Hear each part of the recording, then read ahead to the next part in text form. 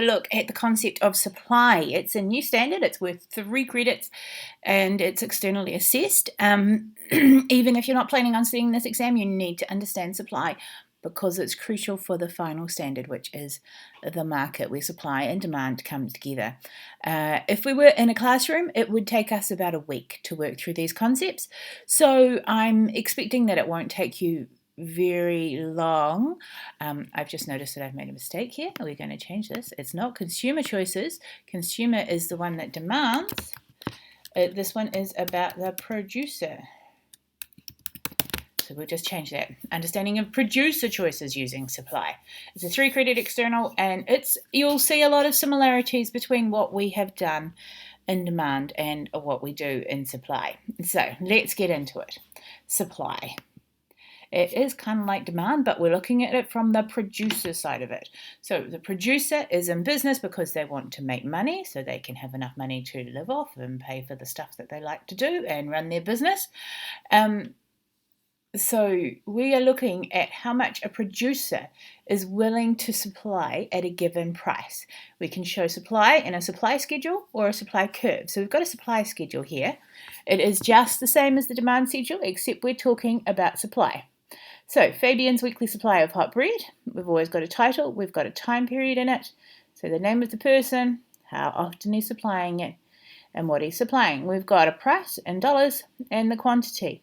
When the price is only $1, he's only going to supply 10 loaves of bread because it's not worth his while to put the effort into making so much, because he's not going to make very much money from it. If the price went up to 7, he'd make 40 loaves of bread instead because he's going to make a lot more return for it. It'd be much better off if he did that. Okay, let's have a look at it in a supply curve. Sorry, we've copied it from the internet. It's not we copied it from Excel, and it's not the best line graph, but it's what we've got. So we've got his weekly supply of bread. It's just the same. Notice things. We've got his heading. We've got price. We've got the quantity and how many we're talking about. We're talking about loaves of bread. And our supply curve. Look at this though, and unlike the demand curve, the supply curve goes up.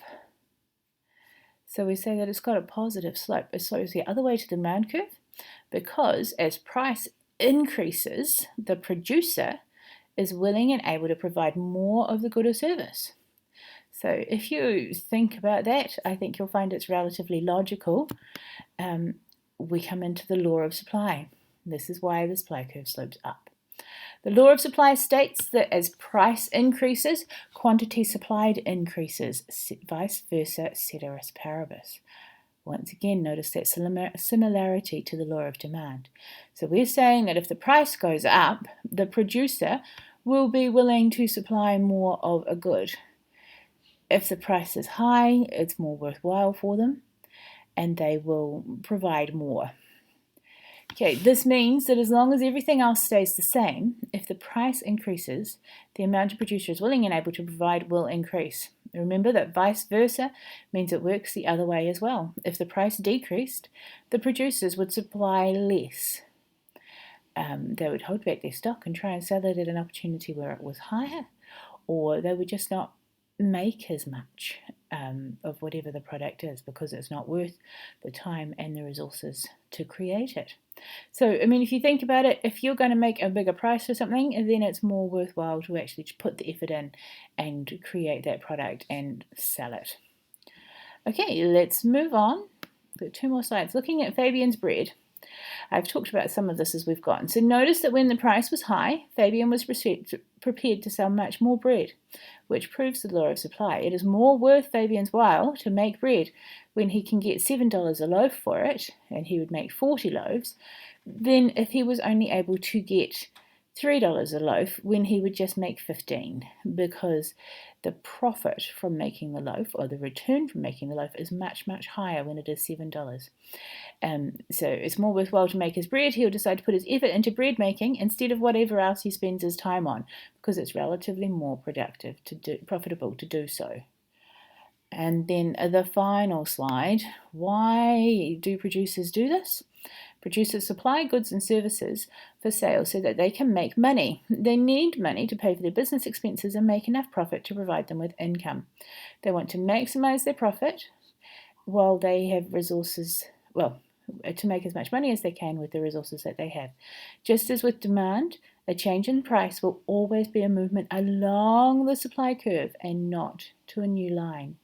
A change in price will lead to a change in quantity supplied. So today we are working on quantity supplied, and that is the important bit. We're just graphing it, and it stays on the same graph because nothing else has changed. Ceteris paribus has stayed the same. Alrighty, now that you have a worksheet, and that's not the worksheet that I had, sorry, we'll go over here into Chrome. Here's the worksheet. We've got supply schedules and supply curves. Mrs. Gregory Hunt made this, so thank you very much. All right, so the law of supply states that at higher prices, firms will be prepared to supply increased quantities of goods and services, ceteris paribus, all other things remaining the same. So once again, we've got our supply schedule, and you're going to draw the curve. Now, if you are good at using Word and putting in dots, you are welcome to do it online. If you don't want to do it online, you can just you can just grab a piece of paper and sketch it out. And then we're going to just use the graph to explain the law of supply. Quite simple, really. We've got an example here, and then we've got one for you to do. Okay, I'll upload the video now. Thanks for listening.